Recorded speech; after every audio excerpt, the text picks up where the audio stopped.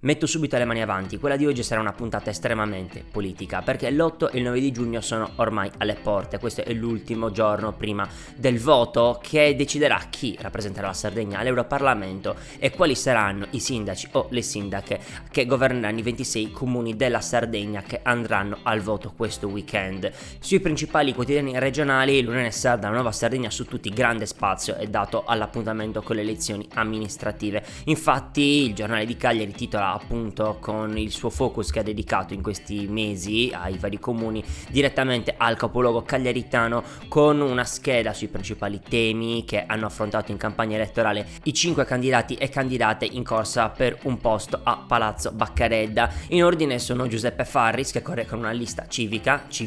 2024 appunto, Emanuela Corda di Alternativa, Alessandra Zedda che rappresenta il centrodestra, Massimo Zedda che rappresenta il campo largo del centrosinistra e Claudia Ortu che rappresenta la lista Cagliari Popolare. 3 donne e 2 uomini, quindi, con Massimo Zedda che corre per avere il terzo mandato da sindaco dopo l'esperienza in consiglio regionale, e Alessandra Zedda che prova a diventare la prima donna sindaca nella storia della città di Cagliari. E poi ci sono ovviamente anche i 633 consiglieri comunali in corsa per 34 posti che comporranno l'aula che andrà a governare Cagliari nei prossimi 5 anni. Alcuni dei temi sono riassunti ovviamente pagina 2 e pagina 3 negli articoli a firma di Fabio Manca e di Mauro Madeddu sull'Unione Sarda, che appunto cercano di fotografare quali saranno i temi su cui si divideranno i cagliaritani in vista del voto. E poi la Nuova Sardegna, sempre le prime 2 pagine dello Sfoglio, dedica l'ultimo giorno di campagna elettorale alle dichiarazioni dei 5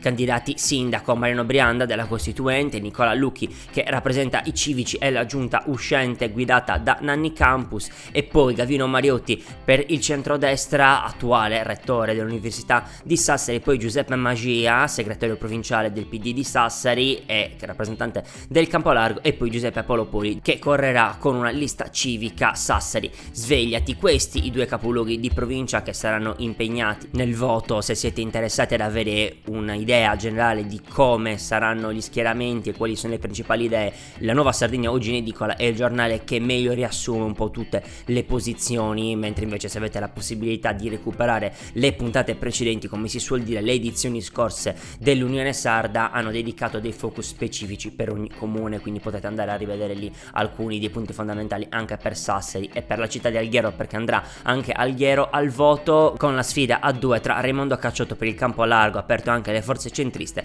e Marco Tedde per il centrodestra. Mentre invece nell'edizione di oggi dell'Unione Sarda, pagina 4 e pagina 5, negli articoli a firma di Lorenzo Piras, trovate uno specchietto che riassume tutti i comuni in cui si andrà al voto e le modalità con cui si vota sia per le amministrative sia per le europee, con un'analisi sulle possibilità reali o meno dei candidati e candidate sarde a poter accedere all'Europarlamento, con le difficoltà che come sappiamo sono dovute al fatto di essere in collegio con la Sicilia, che grazie a un numero maggiore di abitanti e la scelta elettorale tramite le preferenze ha più possibilità ovviamente di portare candidati all'Europarlamento. Un appuntamento quindi importante da cui deriverà il futuro della Sardegna, perché a più livelli le elezioni amministrative, le elezioni europee vanno a decidere chi governerà i 2 poli che hanno un maggiore impatto nella vita dei cittadini, perché ormai è innegabile, anche l'Unione Europea ha un importante impatto nelle vite reali dei cittadini, con i fondi che vengono stanziati per numerosi progetti che vengono poi attuati in chiave locale. E benché da più punti di vista si cercherà di collocare la vittoria dell'uno o dell'altro schieramento in campo nell'ottica delle elezioni nazionali, sia alle amministrative sia poi alle europee, quello che conta è che alla fine appunto noi saremo a decidere chi governerà i nostri territori, e quindi andare al voto in questa occasione è quanto mai importante. Io sono Alessandro Manno e oggi vi do il quadro d'insieme di venerdì 7 giugno.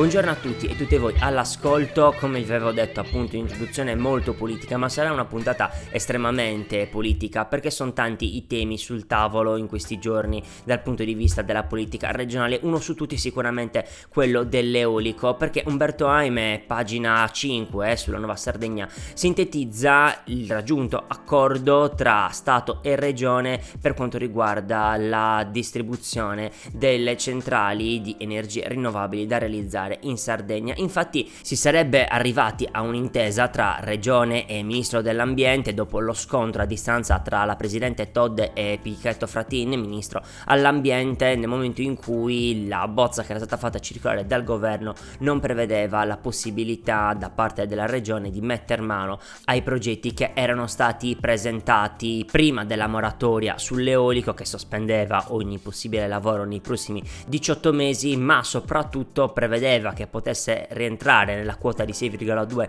gigawatt da produrre in Sardegna soltanto il 40% dell'energia prodotta dagli impianti offshore. Adesso questa quota è stata alzata al 100% e non più, come detto, al 40%, e inoltre la regione potrà decidere quali impianti si potranno realizzare in Sardegna, anche di quelli già approvati, sempre all'interno delle aree idonee che saranno sempre decise dalla regione Sardegna, e di conseguenza le centrali eoliche, le centrali fotovoltaiche verranno realizzate soltanto nelle zone che saranno scelte dalla regione, senza lasciare che le aziende acquistino o meno terreni dove poi non si potrebbe costruire per vincolo paesaggistico, culturale o quant'altro, comunque su dei paletti che sono stati decisi dalla regione appunto, e di conseguenza si deciderà al 100% in Sardegna come verrà gestito il problema dell'eolico. Questo era l'obiettivo che si era posta la giunta di Alessandra Todde, ma allo stesso tempo era anche intenzione del governo non andare allo scontro su un tema così tanto delicato a pochi giorni dal voto, e in questo è stata utile sicuramente la mediazione anche delle forze di opposizione. Lo racconta la Nuova Sardegna con le dichiarazioni del segretario di Forza Italia in Sardegna, Pietro Pittalis, che appunto aveva detto di aver ottenuto la parola da parte del ministro dell'ambiente di evitare appunto lo scontro su un tema che ha mobilitato in questi mesi numerose persone nelle piazze di tutta la Sardegna.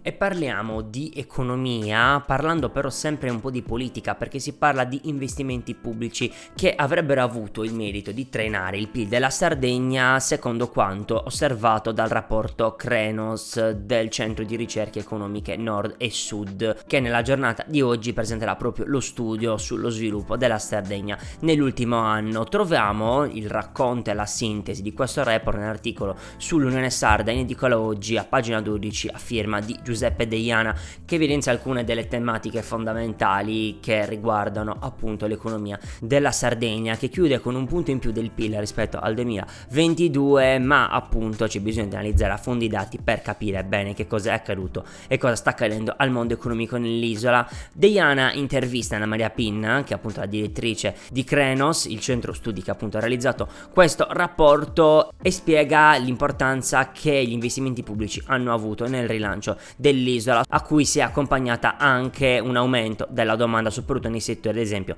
dell'agricoltura e del turismo. Uno dei grandi problemi è, soprattutto in alcuni settori come ad esempio quello del turismo, spiega Pinna, è quello di calcolare anche il sommerso, quindi la quantità di denaro che non viene tracciato dal fisco e che viene quindi evaso. Ma importantissimo sarà, soprattutto nei prossimi anni, per calcolare l'impatto che il turismo avrà nella Sardegna, ne abbiamo anche parlato nella puntata di ieri, sarà quello di collegamenti interni ed esterni, per capire quale sarà il futuro dell'isola e se questo sviluppo verrà frenato, come sta accadendo ad esempio nel mondo dell'edilizia, che però potrebbe avere un rilancio con i fondi del PNRR, che sono un'altra enorme sfida per la Sardegna, ad esempio dal punto di vista della connettività, perché la Sardegna è molto indietro per quanto riguarda ad esempio la connessione veloce. Gran parte della Sardegna non è raggiunta dalla fibra ottica, causano tutta una serie di problemi soprattutto alle aziende, che sono quindi più lente rispetto ai competitor nella penisola, penisola e in generale in tutto il continente europeo, se vogliamo ampliare un po' la nostra lente. E inoltre, conclude sempre Pinna, sarà importante continuare ad investire anche con i fondi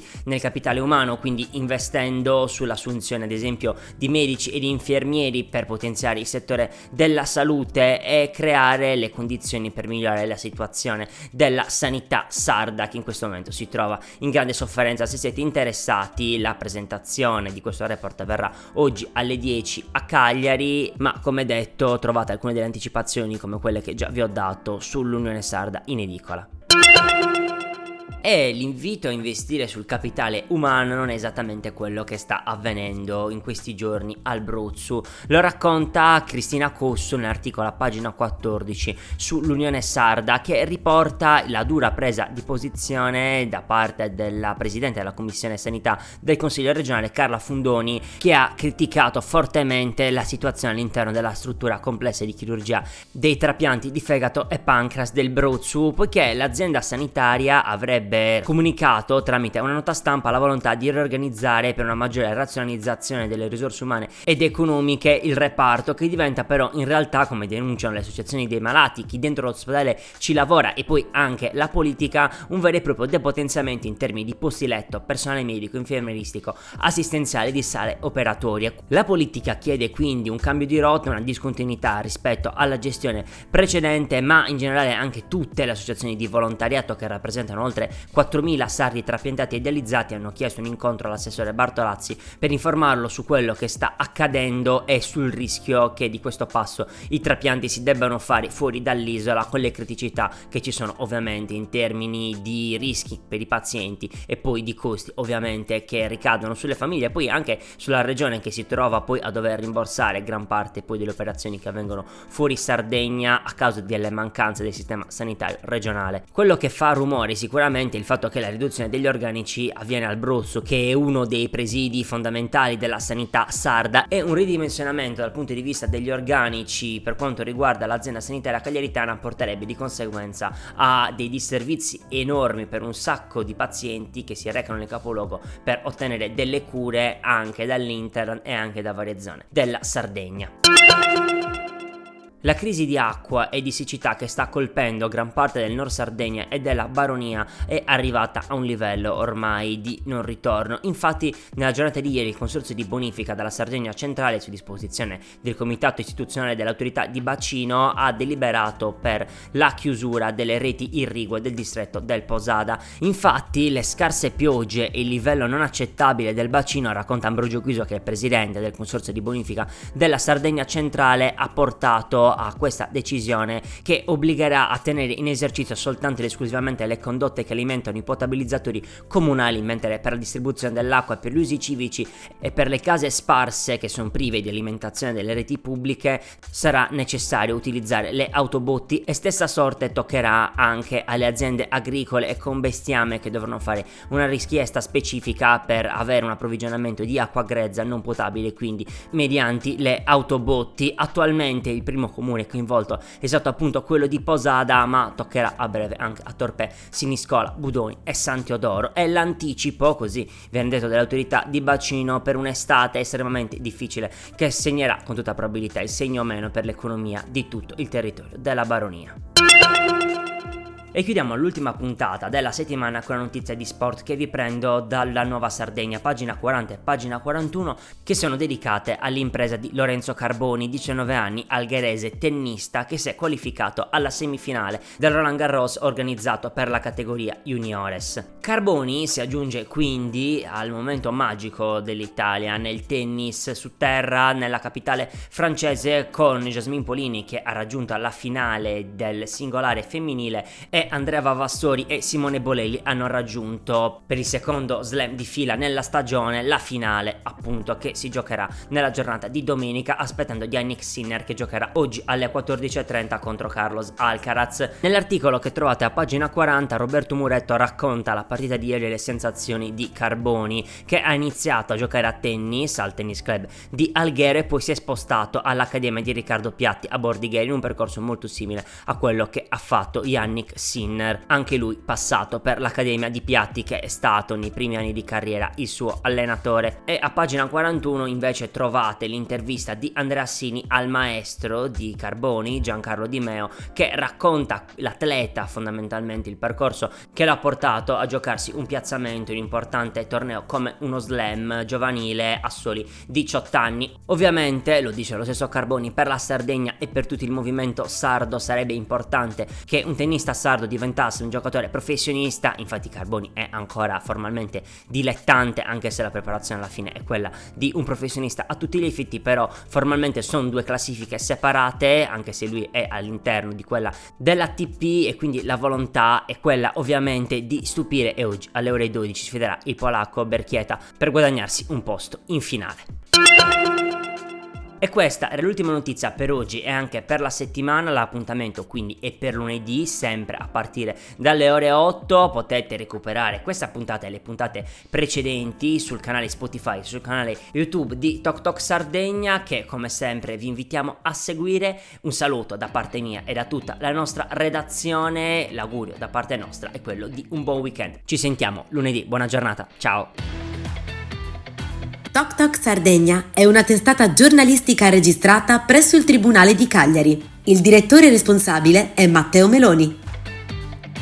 Quadro di Insieme è un podcast prodotto da Tok Tok Sardegna, grazie al contributo di CRAI Sardegna.